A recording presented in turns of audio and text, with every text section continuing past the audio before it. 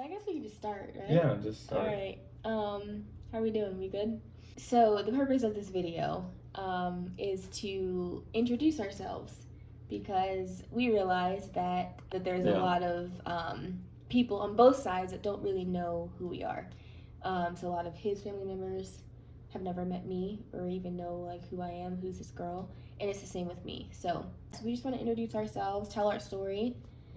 How we came together, and yeah, it's good. Yeah, we're getting married. And yeah, so where are we starting off, baby? I guess just like where we met. So we met when we started working at Summer Moon together. And the story of how we got to that place is important, I think, to the whole story. When I was probably 20. I was just driving along Keller Parkway, and I had been praying for that season because I was praying for a new job and just praying, asking the Lord where He wanted me to be. I looked over, I think I was driving, so I looked over to the right, and I saw Summer Moon, and the Holy Spirit was like, go in and apply. And I was like, okay. So I pulled over and went inside, and I met Ian, and he told me that it was a great place to work, and so I was like, okay, cool. Kind of like had some validation, and I felt that strong on my heart that the Holy Spirit wanted me to work there. So I was like, asked him about the hiring process, and he told me to bring in an application. So I came in, or a resume. He told me to bring in a resume. I think it was like a couple days later or something like that. And I sat down. I told him I was there with my resume. I sat down across from the bar, and the first person that was highlighted to me was Gianna. She was standing behind the bar, and she was talking to Joshua James, and they were having some deep talk. I don't know what it was, but as I sat down, I noticed her, and I thought, that's a very pretty girl. And then she said, I don't know, maybe I'll never get married. That's the first thing that I heard her say. I don't know what we were talking about, but at that point in time, and I guess this is where I'll kind of jump in and say how I ended up there. I think that conversation, I was just in a headspace of like, you know, I'm okay being single. I'm good. You know, I'd gotten to that place of like just waiting for what the Lord had for me. I just felt really free and really confident in who I was, which was a complete 180 from where I'd come from. So at the time that Caleb met me, I was, I guess it was that year that I'd gotten saved, that I'd rededicated my life back to the Lord in January of that year. So fast forward to April of that year, it was about 4 months later, I moved back home, and I was taking my little sister Jayla to work. And at that time, I was at Panera. Y'all who know me, I spent way too much time at Panera. It was like 7 years of my life at Panera. Great experiences, wonderful time, but a lot of time spent there. So at that time, I was, I guess, 3 years into my Panera career, and I knew I needed a change. For some reason, I just felt like in my spirit, like I just needed to be somewhere else, and I needed a different work environment. So I was living at the house in Keller, driving my little sister to work, and I saw Summer Moon. And this was months before Caleb had ever, months before his side of the story, before God told him to go in and apply. So it just was highlighted to me, and I knew I wanted another job, and so, but I just didn't think it would be a coffee shop. In my head, I'm thinking $8 an hour, like, not enough to pay my bills. I was a college student at the time, and so I needed something that was at least going to match what I was making at Panera. And so I was like, nah, I brushed it off. But I felt strong, like, go in there and apply the first time. And I was like, no, like, no chance. Drove off.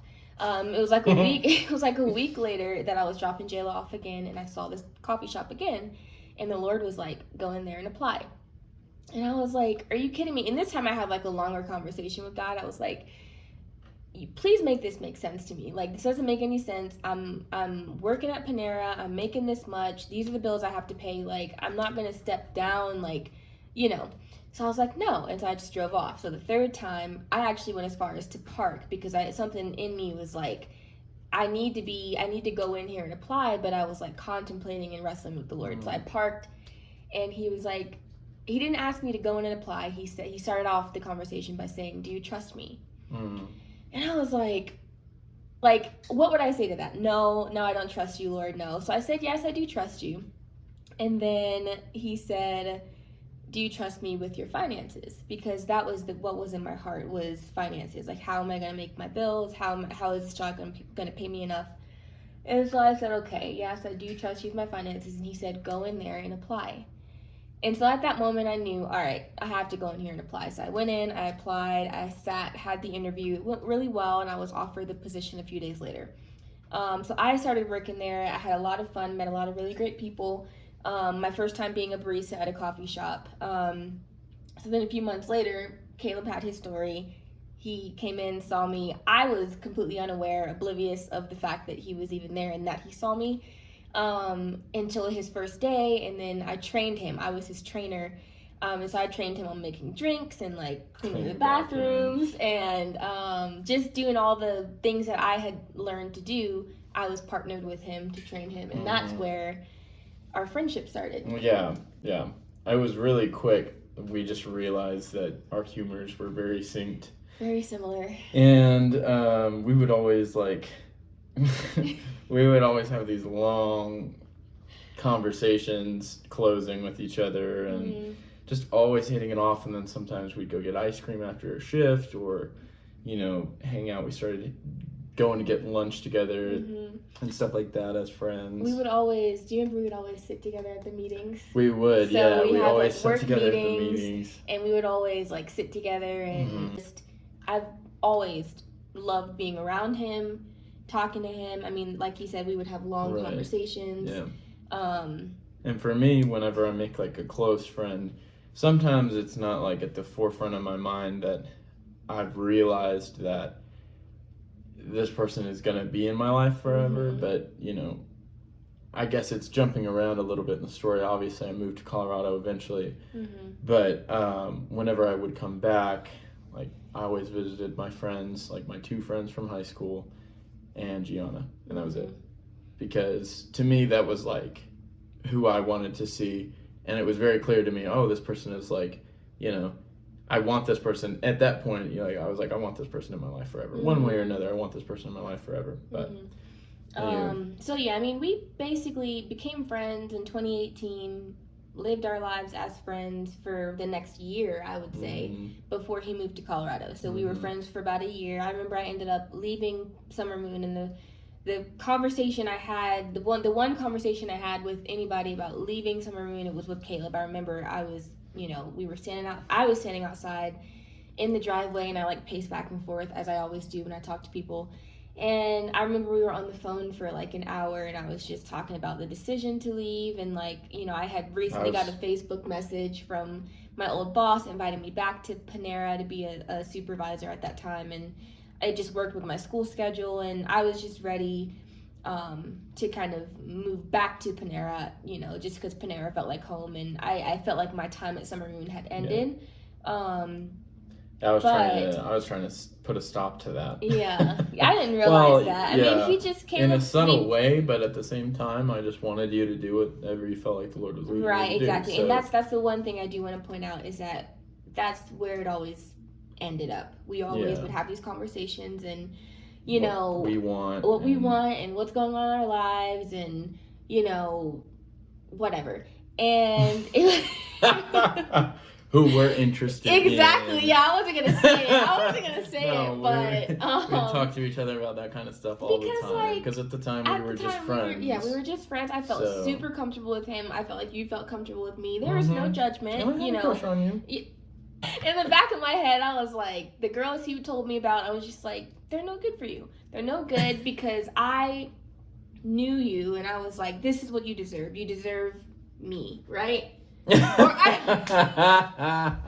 someone like me, someone that took who you were seriously and that valued who you were. So anyway. And it's funny because I thought that too, because I would always say things to friends of mine or, whoever, I just wish that I could be with somebody like Gianna. but I wasn't at the place that she was at where she was like full of confidence and just ready to, I don't know, I wasn't like that. I was still figuring things out. But anyway. But it always ended up our conversations with whatever it was, who we were interested in, what we wanted to do in life. I took an internship over the summer of 2019. And just whatever, moving to Colorado, you know, it always ended up with, okay, well, this is what you feel like the Lord is calling you to do. I support it. I'm here for 100%. And it didn't really do anything to our friendship. Yeah. You know, like we always stayed close. Yeah, you had said when I was leaving for Colorado, like, that it wasn't going to affect our friendship, that, you know, we were still going to stay close and that you would come visit me and stuff, which you did. I did. So. I did go visit him. I did say I was going to come visit you, but I had visited, and this is another God thing. I visited Colorado in 2017 for the first time. It was my spring break of my sophomore year, I'm guessing. Yeah, my sophomore year of college. And I just went by myself. Colorado stood out to me. It was just like, go to Colorado for spring break. Didn't even meet him yet.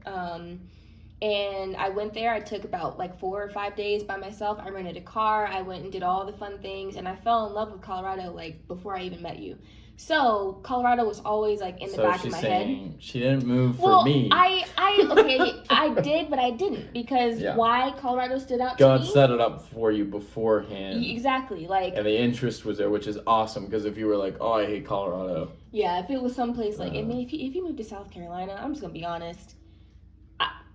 It wouldn't be a thing. I'm just saying, like, anyway. Anyway, so we would visit each other really throughout the next few years since I had moved. I would go and see her. If I was in Texas, she would come to Colorado and see me. And I just want to preface this by saying, not even preface because we're full blown in the video, but like during this time, it wasn't like we were.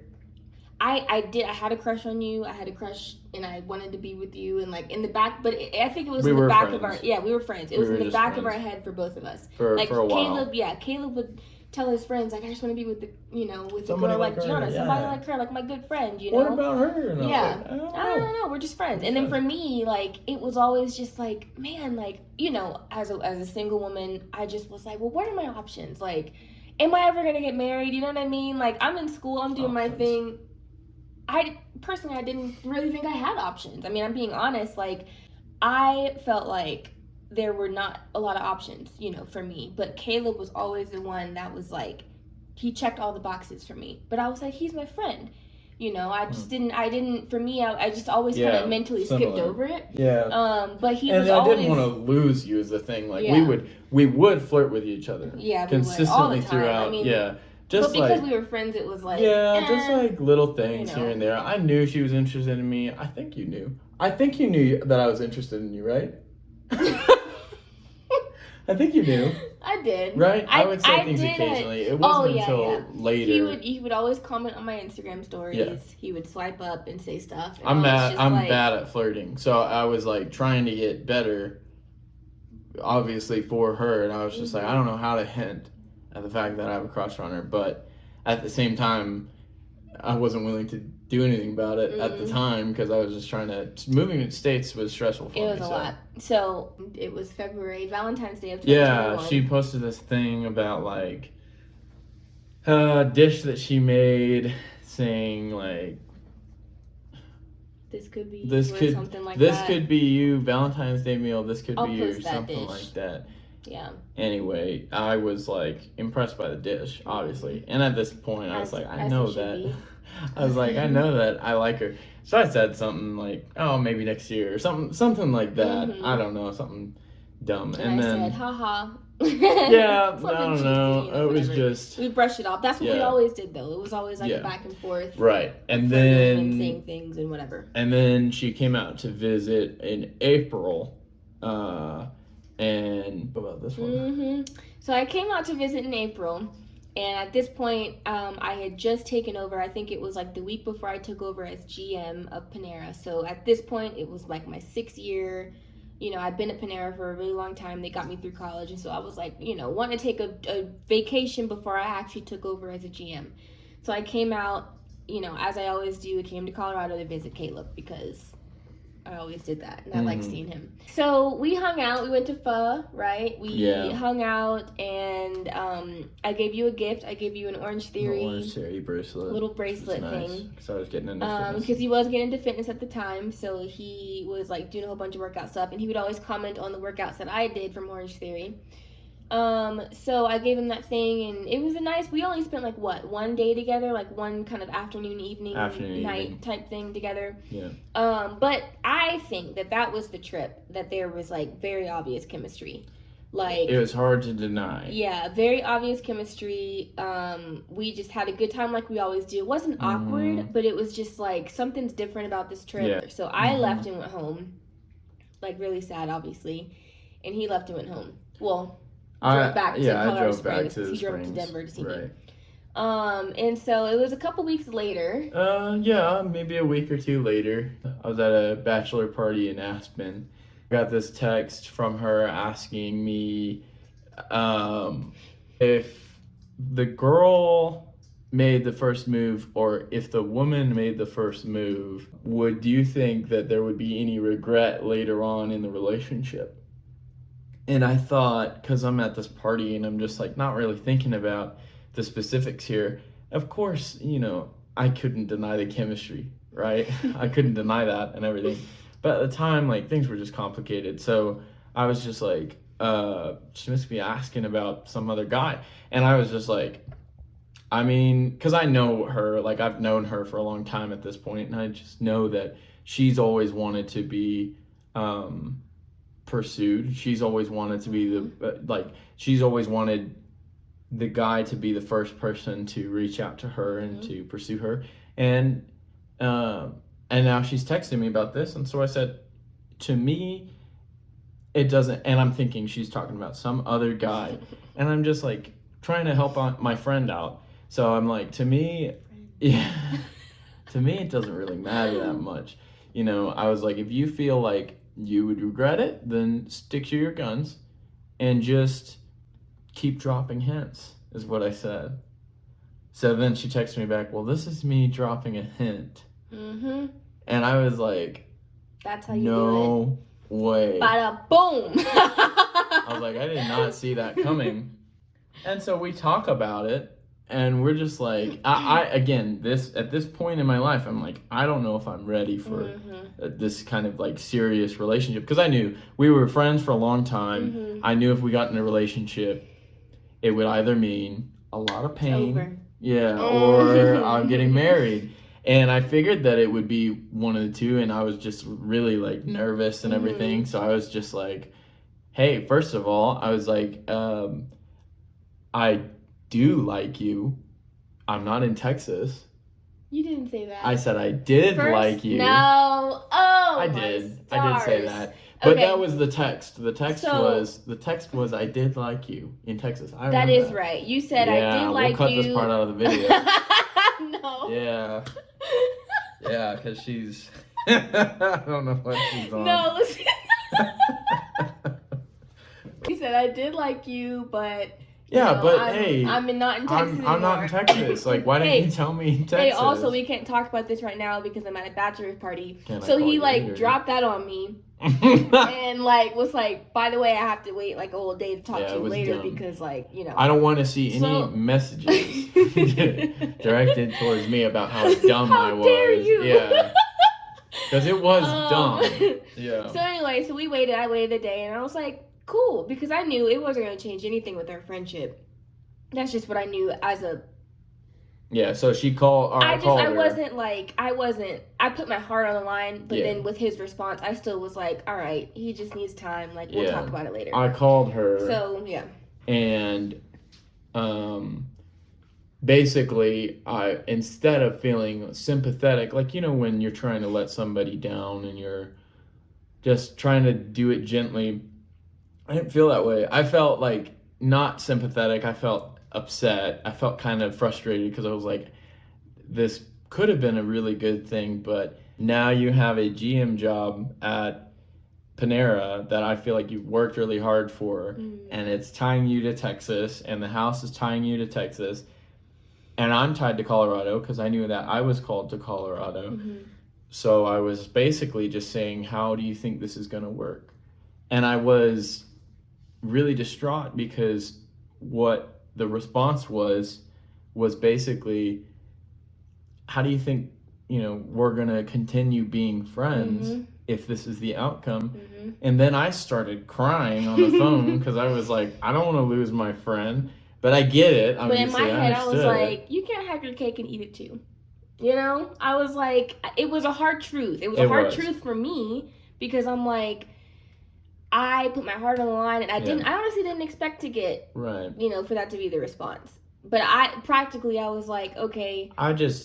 I wasn't going to play the victim. I wasn't trying to, but I was really emotional about it. Like, I was just like, okay, well, I understand why she's doing this, but it's sad. It's very sad.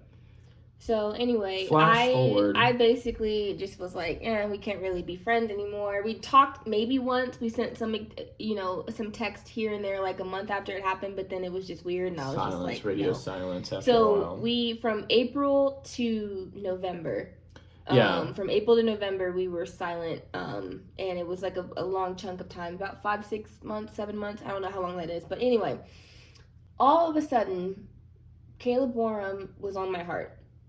And it was random. It was like, I was going through a rough time in the fall. It was a time in my life where I was very confused, and I was just like, okay, Lord, like, what do you want from me? And the Lord told me to wait until the fall, which was interesting. And then he said, you'll be in a relationship in the fall. So I was just kind of like, okay, that's interesting. So fall comes, fall goes. It seems like I'm not in a relationship. And so I lost towards the end of fall, I lost a lot of hope in that. I was just kind of down, and I was just like, you know what, though? That's all right. Maybe I just misheard, and because that does happen. Yeah. I had prayed about, other people before, and the Lord always told me, no, run the other way. And I was like, okay. So, but then, that leads into this next part of the story. Right. So for me, I think it was around actually it was October. I think it was like the whole month of October. Basically for about a month straight, he was on my heart. And it was like, you need to reach out to him. You need to reach out to him. It was God. God put him on my heart and said, you need to reach out to him. You need to reach out to him. He needs a friend. He's hurting. A bunch of things that basically like pity party for Caleb. And I was like, first of all, he rejected me. And I was upset, and I was bitter and angry. Maybe not angry. Angry is too harsh. I was a little bit upset. Yeah, and but I still couldn't shake that, reach out to him.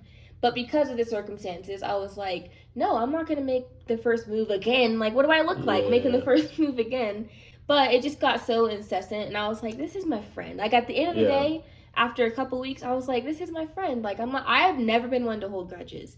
I've never been one to hold grudges as long as somebody is like, obviously if somebody goes after me with a knife, like, that's gonna be really difficult to like be back into their life. But I've never been one that's like, hey, I'm just not gonna talk to you. You know what I mean? Especially if I feel like God's putting you on my heart to reach out, I'm gonna reach out. That's just what I do. So I reached out, and I just said something like, hey Caleb, how's it going? Long time no speak, or something like that. That's November 1st, and it was 8 where I was. It was 8 p.m. 8. I don't know. I'd have to check back, but 8 o'clock, I think. And I was at that moment, like I said, going through a rough patch, but getting myself back on track. Accepting, just trying to walk in new mercy with the Lord, trying to grow, and I was just minding my own business. I was at the gym. I was trying to get into a healthier state of mind, into a healthier place, and I get this text. I get this text from Gianna Key. It says Gianna Key on my phone, and it's like, number one, I never thought she'd talk to me again, and number two, I was like, this is like timing, man. This is timing. It was like one of my closest friends ever reaching out to me, and I felt like I had no friends. I felt like I was just going through this really, like I said, rough patch, and I was like, man. we weren't talking. I had no knowledge of this. He didn't really post much. He wasn't, still not a poster. So I had no knowledge of this. And all the way in Texas, I feel like those words, reach out to him. He's hurting. He needs a friend. And I just kept feeling like you were in a bad way. Like, that's just all I felt for like a month. So when I finally reached out, I mean, at the point that she reached out, I'm trying to better myself, and I'm getting into that better state of mind. It's not like, Gianna showed up and rescued me from the gutter. It does feel like that sometimes, but, I was on the up and up, and she texted me, and I was just like, wow, this is crazy. I just had that intense feeling in my heart that it wasn't on accident, And that was November 1st, so we were talking again. And, throughout November, it was just like, us reconnecting and talking about traveling. And what happened was she had texted me, and I had texted her. She asked me, how my life was going. And I basically sent her this long text about, I just tried to, I didn't say, oh, it's not going that great. I was like, it's really good. This is what's going on. And I really want to know about your life. I saw, because I was stalking her on Instagram all the time. I saw, you preached, and I saw this and that. And I was like, man, that's really exciting. And so, she responded, and basically I was like, well, we should get on a phone call. And then I got on a phone call with you, like, 30 minutes later or something. And the phone call felt like it lasted probably like an hour. It felt like that. But you look back at the call log, and it lasted like 4 to 5 hours. It was a long call. But that was normal for us, though. Like, we weren't the, like, chit-chat, like, hey, how's it going? Oh, great, nice to catch up. Okay, see you soon. Right. Like, no. We would go back and forth. And that time, it was definitely different. Like, we were just, it was the same, but it was different. At some point or another, I addressed the elephant in the room, but I said, I hope I didn't hurt you, blah, blah, blah. And you were like, basically trying to brush it off. It's fine, whatever. And I was like, no, I want to address it. And I want to ask, like, is there anything that, you felt like I could have done better? And this is when it got interesting to me, because she said, well, I feel like you were flirting with me, and then you rejected me. And I said, I did reject you, and I'm sorry, because I definitely was flirting with you, and that's undeniable. So, like, I apologize, but then we keep talking, and she talks about travel, how she wants to travel, how she wants to get this glass bowl and put all these states that she hasn't been, places she hasn't been yet, in the glass bowl, and draw a new one every month or every couple months and go and see. And I said, you know what you should do? You should put Colorado in there a couple times. I know you've been, but you should. I said, I want to see you. You should come. But I didn't even have to bat an eye at the chance to go to Colorado. I loved Colorado, and I loved going to see you, and, like, there's just something about seeing someone that you haven't seen in a long time, and, like, someone that you, like, kind of fell off with, but, like, consider, like, one of your closest friends. Yeah, something about that experience that I was just like, man, I'm so down for it. So we planned a whole trip. I booked tickets out there, like, the next day or something like that. Like, we instantly hit it off, started talking every day, texting every day. Like, it was great. There was a point in time where you kind of fell off and stopped talking to me, like, a week before the trip. And so I was just like, he didn't stop talking to me altogether. It just wasn't sick. It just wasn't as much, right? And then he was like, oh, I'm sick. And this was literally like 2 days before I was supposed to fly out there. So what happened was, I didn't know, for all of you watching, I didn't know how Gianna would react to me being sick. So I was trying to get better before she came out. Yeah. But I thought, but considering everything that had happened with everything, I thought he had gotten cold feet, and he was like, I don't know what I've got myself into. Like, I don't really want to see her. Like, that's kind of what I felt, because he was just kind of like being nonchalant with being sick, and it was like, I don't know, it might get better. We'll see. And so I just was like, look, dude, I'm flying out tomorrow. I think it got to the point to where it was like, the next day I told her, I said, as long as you don't care. Like, I don't want this to return. Like, man, I don't want this to turn into I had gotten, 2 years into not having COVID. Like, I'm good. My immune system's fire. Ever since moving here, though, that hasn't been the case, but that's a whole separate can of worms. I've gotten sick a couple of times. Don't let that deter you from moving to Colorado. The air is really dry. I will say that, and my lips get chapped really easily, and But anyway, right, we need more. It's a beautiful place. It's a beautiful place. And I saw him when I got to the airport, and he sounded horrible. He was like, "Hey, how's it going?" Yeah. And I was like, really "Oh, bad. You are sick." Ooh. So she believed me when I. So I did believe you. Yeah, I believed him, but I just wasn't sure. I was like, "Is he getting nervous or whatever?" Yeah. We had an amazing time that trip. We did. It was we hit an it amazing off trip. We from hit it off the point just that she came in. Yeah, to until the point that she left. We were watching movies. I was trying to. He was trying to be romantic, and I was not picking up on the cues. She wasn't picking up on my cues. I was of the mind of like, look, we're friends. I love having friends. Friends are great. But I was not in the space of like wanting to date him because of everything that happened. I'm like, oh, we're friends. We're cool. We can be cool. Mm-hmm. But so eventually, I guess after she leaves, she does start picking up on the signs. There's a couple times when we were on hikes, and somebody would be passing by. And they'd say, "Oh, let me take your picture." So we'd cuddle up next to each other, take a picture. Every time we did that, oh man, we just looked like a couple. Y'all are such a cute Somebody couple. Said that. Oh my gosh, somebody said y'all are such a cute couple. I was kidding. No, she said thank you or something. No, I was like, oh. I don't know what we said, honestly. Anyway, but it was said, and I thought, man, we are. We are a cute couple. So anyway, we get back home and. It was like the next day I go back to my work grind of like being at Panera for 23.75 hours of the day.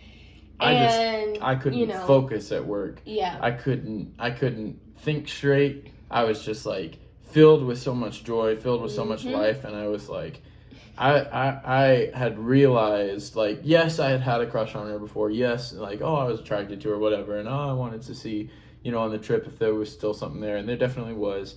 But this time it was different. It was like I was, I was like, man, this would be something that would be really good for me.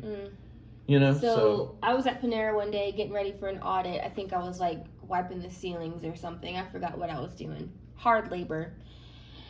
And Caleb texts me and he's like, "You give me so much life." And I was like, yeah, I do. You know what I mean? Like, I know this, and he gives me life, and it was a known fact. She said, and wouldn't it be awesome if we could? I just wish we could just talk all the time like this in person, right? Like, I just wish we lived in the same place. Yeah, and I said, I wish we did too. And then you were just like, I have an idea or whatever. I said something. He was like, I think that we should. Yeah, he was like, I think that we should be more intentional with seeing each other. Basically, he was like, you should come out here like more often. Well, I was saying we should go back and forth. We go back and forth like once a month, at least. What would you say? At least once a month, or at least twice. I said I'd like to be more intentional with this friendship, and I was saying, I'd like to see you, every other month or at least once a month, And I was like, no, yeah, that'd be cool. Because in my mind, I thought that I was still kind of like under the radar. I don't think I was on her. I didn't think I was on her radar. I think I kind of had to work back up to it. So that's why I started trying to like be flirty again. That's why I started trying to be like that, because I thought maybe by March. In my case, it's December. At the time, it's December. So I'm thinking, hey, by March, like maybe she'll be fine with like, considering the possibility of maybe entertaining the idea of being in a relationship. And I still liked him. I didn't know. I had been, I liked him, but I was like, here's the separation. I like you. I've told you I like you. It didn't go the way that I thought it would go, and so we're friends. We're good. But like then here I am. This whole like, let's see each other more often. Let's be intentional. Let's get to know each other. I was like, because I need to guard my heart. Which I see. Ladies.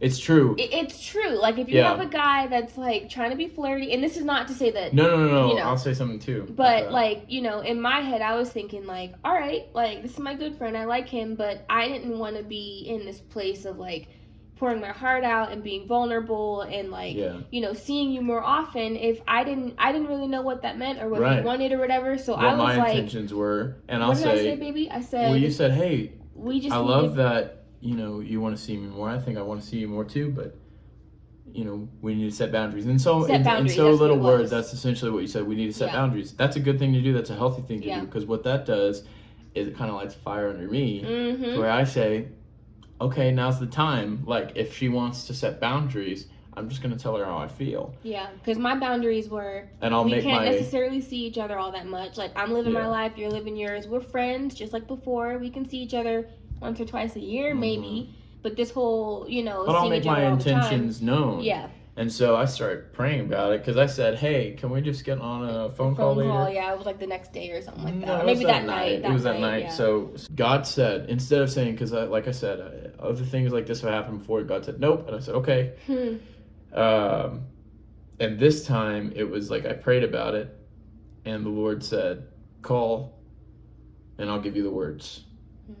Instead of, me calling and saying, I have, because I my heart, I don't know. I feel like I'm definitely the romantic in the relationship. She's romantic too. But I'm more of the, like, I like rom-coms. She likes Snowpiercer and... Shoot me in the head. Yeah, kind of like terrible weird ending, movies. everybody dies. I don't know Let's about go. That. But I like stuff like romance and stuff like that. So I would have, said whatever. I don't know what I would have said. But God said, say this. As soon as I picked up the phone, and I was just like, or we were on FaceTime. And so I was like, hey, how was your... party going at Panera, you're wrapping presents or whatever, how's that going? Yeah, I was Santa that year. Yeah, so she was working. That was a good year. And she said, it's going good. She's pretty occupied while we're on the phone, and I was like, okay, so I don't know how to start this. She said, just start. And she already had, like, I knew what was coming. I don't know though. Did you? I did. You knew? Mm-hmm. That I had feelings for you? Yes, baby. That whole I want to see you more. Like, I knew it was like leading up to that. I just didn't know that she wanted to set boundaries. So I just figured maybe she had no idea. So anyway, so I said, the Lord had told me to say and just flat out say, I would like to pursue a relationship with you. Pause.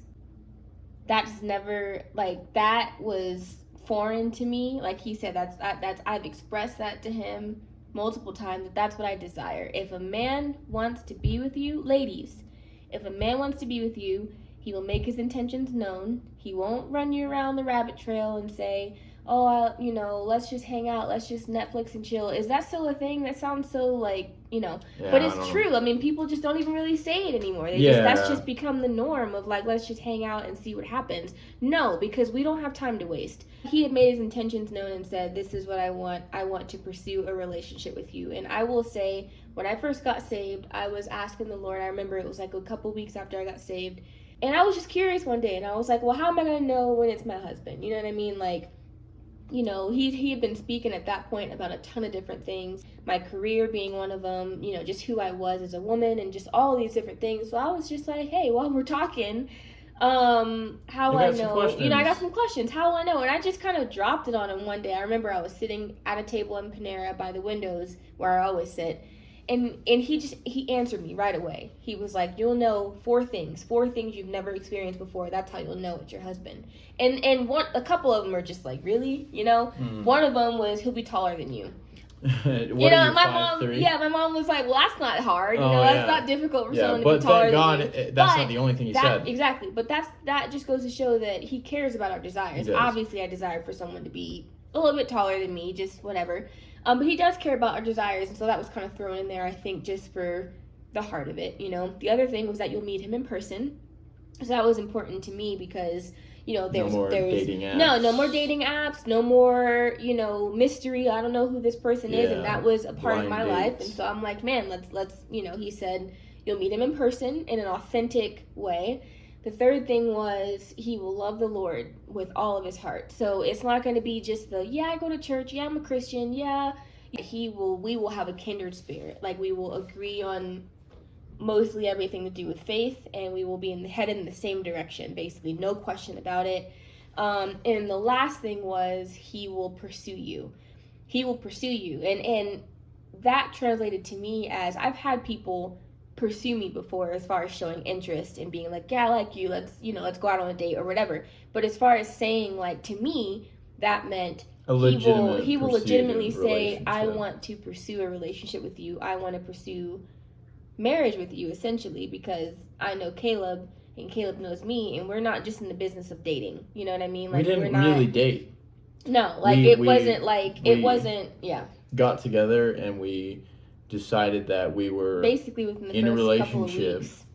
We were in a relationship, and we defined it as, it was cheesy, and it's in the, church world a lot, but it's courting, essentially. Honestly, we could go on and on about what starting to date was and what it's been like, but obviously I sold my house and moved to Colorado, so on a word of the Lord. Yeah, no, for real. So that was a culmination. That was